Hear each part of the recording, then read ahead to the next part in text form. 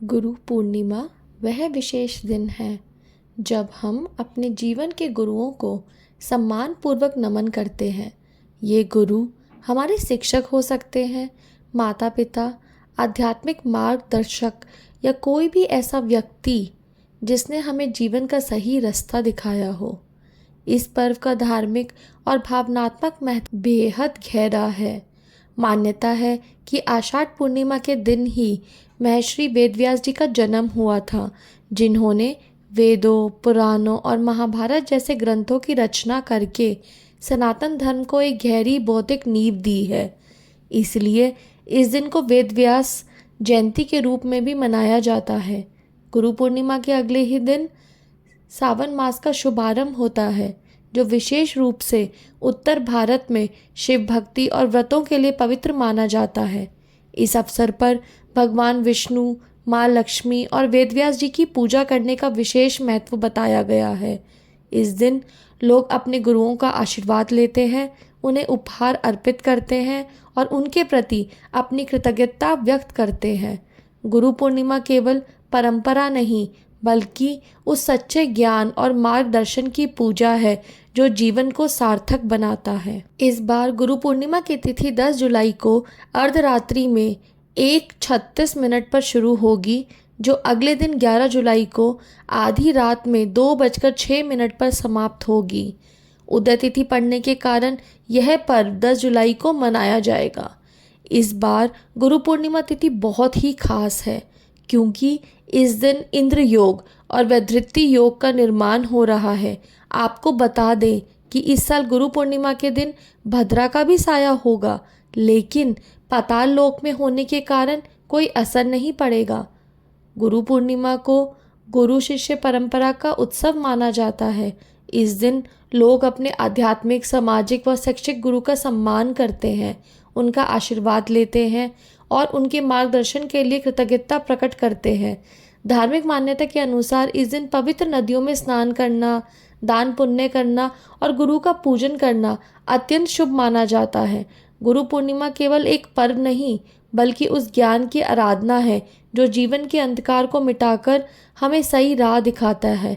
आइए जानते हैं गुरु पूर्णिमा की तिथि, शुभ मुहूर्त और धार्मिक महत्व। नमस्कार दोस्तों, ज्ञान और प्रेरणा के इस विशेष सत्र में आप सभी का हार्दिक स्वागत है। आज हम एक ऐसे पावन पर्व की बात करने जा रहे हैं जो हमारी भारतीय संस्कृति का आधार स्तंभ है, गुरु पूर्णिमा। यह दिन सिर्फ एक त्योहार नहीं, बल्कि गुरु और शिष्य के पवित्र रिश्ते का सम्मान, कृतज्ञता और ज्ञान की निरंतर खोज का प्रतीक है। इस वर्ष 2025 में गुरु पूर्णिमा 10 जुलाई गुरुवार को मनाई जाएगी। आइए इस खास दिन के हर पहलू को गहराई से समझते हैं। सबसे पहले समझते हैं कि गुरु पूर्णिमा आखिर है क्या। आषाढ़ मास की शुक्ल पक्ष की पूर्णिमा तिथि को गुरु पूर्णिमा का पर्व मनाया जाता है। गुरु वह है जो हमें अज्ञान के अंधकार से ज्ञान के प्रकाश की ओर ले जाता है। भारतीय संस्कृति में गुरु का स्थान ईश्वर से भी ऊपर माना गया है।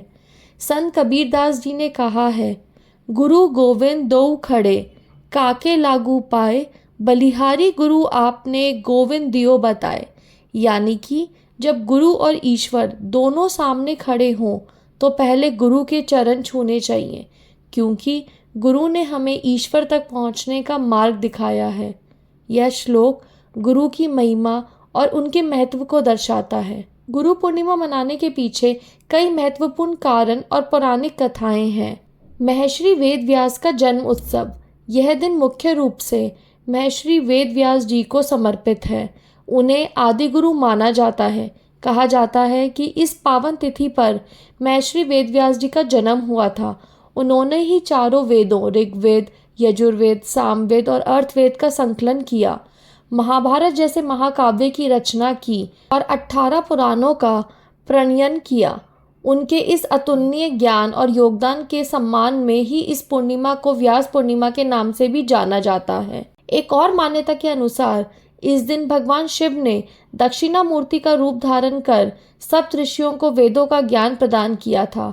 इस प्रकार वे आदि गुरु बने। इसलिए गुरु पूर्णिमा पर भगवान शिव की पूजा का भी विशेष महत्व है। अगर बौद्ध धर्म से देखें तो बौद्ध धर्म में इस दिन का विशेष महत्व है। माना जाता है कि इस दिन भगवान बुद्ध ने सारनाथ में अपने पहले 5 शिष्यों को प्रथम उपदेश दिया था। योग परंपरा में इस दिन को भगवान शिव द्वारा सप्त ऋषियों को योग का ज्ञान देने की शुरुआत के रूप में भी देखा जाता है। गुरु शिष्य हमारे समाज में एक रीढ़ रही है। आइए कुछ प्रेरक गुरु शिष्य कथाओं को याद करते हैं। एकलव्य और द्रोणाचार्य। एकलव्य ने द्रोणाचार्य को अपना मानसिक गुरु मानकर उनकी मिट्टी की प्रतिमा बनाकर धनुर्विद्या का अभ्यास किया और अतुलनीय कौशल प्राप्त किया। जब द्रोणाचार्य ने गुरु दक्षिणा में उसका अंगूठा मांगा तो एकलव्य ने बिना किसी संकोच के उसे अर्पित कर दिया। यह कथा गुरु के प्रति शिष्य की अगाध श्रद्धा को दर्शाती है। श्री कृष्ण और संदीपनी मुनि। भगवान श्री कृष्ण और बलराम ने भी संदीपनी मुनि के आश्रम में शिक्षा प्राप्त की। उन्होंने गुरु सेवा के महत्व को दर्शाते हुए अपनी शिक्षा पूरी की। आरुणि और धौम्य ऋषि। शिष्य आरुणि ने अपने गुरु धौम्य ऋषि की आज्ञा का पालन करते हुए खेत में पानी रोकने के लिए स्वयं को मेट पर लिटा दिया, जिससे पानी रुक गया। यह कथा गुरु आज्ञा के प्रति शिष्य की पूर्ण निष्ठा और समर्पण को दर्शाती है। चाणक्य और चंद्रगुप्त मौर्य। आचार्य चाणक्य ने अपनी दूरदर्शिता और मार्गदर्शन से एक साधारण बालक चंद्रगुप्त को अखंड भारत का सम्राट बनाया।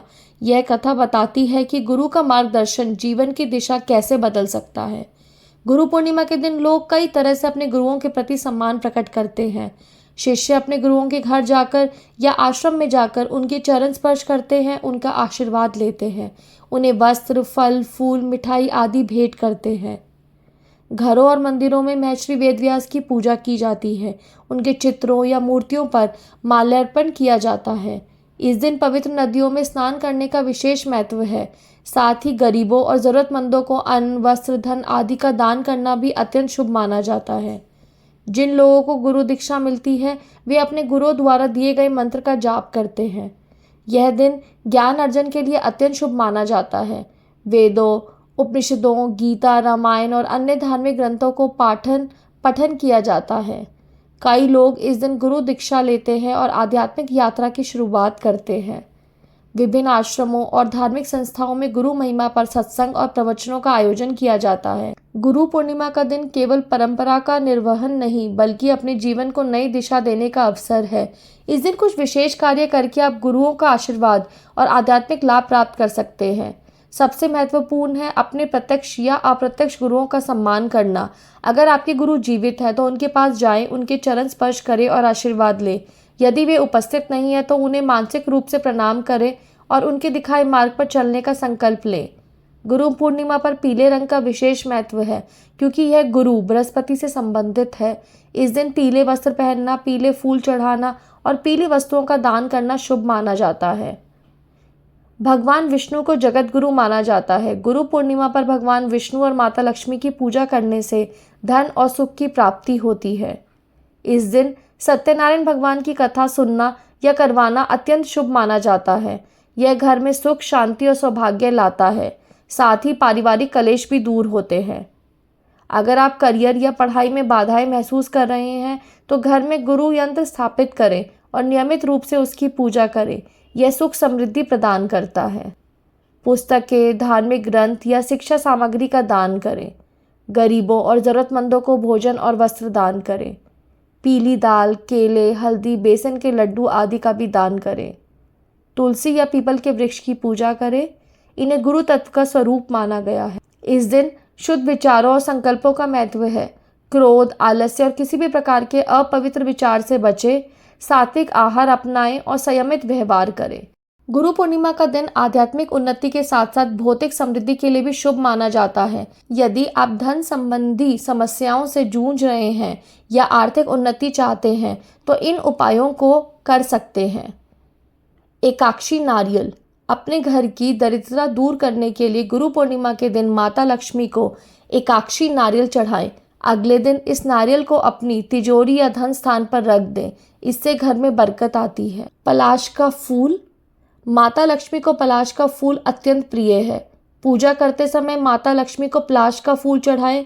घर में पलाश का पौधा लगाना भी शुभ माना जाता है, जिससे माँ लक्ष्मी का वास होता है। सोना और चांदी। गुरु पूर्णिमा के दिन सोना या चांदी खरीदना शुभ माना जाता है। इससे माता लक्ष्मी की कृपा प्राप्त होती है और घर में सुख समृद्धि बढ़ती है। गुरु ग्रह का बीज मंत्र। सुबह स्नान के बाद घर के मंदिर में दीपक जलाएं और गुरु ग्रह के बीज मंत्र ओम ग्राम ग्रीम ग्रोम से गुरुवे नमः का कम से कम 108 बार जाप करें। यह गुरुवार को 11 बार इस मंत्र का जाप करने से भी गुरु की कृपा बरसती है और धन धान्य की प्राप्ति होती है। केले के वृक्ष की पूजा। सुबह स्नान कर हल्दी मिले जल से केले के पेड़ को अर्घ दे, पीले फूल और चने की दाल चढ़ाएं और शाम को घी का दीपक जलाएं। यह उपाय गुरु दोष को शांत करता है और सौभाग्य लाता है। ब्राह्मणों को खीर खिलाना। इस दिन ब्राह्मणों को गाय के कच्चे दूध और चावल से बनी मीठी खीर खिलाना बहुत पुण्यदायी माना जाता है। चांदी का दान। गुरु पूर्णिमा के दिन चांदी या ताम्र पात्र का दान अत्यंत शुभ माना जाता है। इससे आयु में वृद्धि और सुख सौभाग्य की प्राप्ति होती है। अपने गुरु को अपने सामर्थ्य अनुसार दक्षिणा के रूप में धन, वस्त्र, अन्न या सोने चांदी का दान भी कर सकते हैं। यदि यह संभव ना हो तो एक लोटा जल, कुछ फूल और हृदय से प्रणाम करना भी सबसे श्रेष्ठ दान माना गया है। कुछ बातों का ध्यान रखना भी आवश्यक है। गुरुओं की निंदा या अवज्ञा बिल्कुल ना करें। यह महापाप की श्रेणी में आता है और इसके गंभीर परिणाम हो सकते हैं। किसी भी प्रकार के अपवित्र कर्म या विचार से बचें।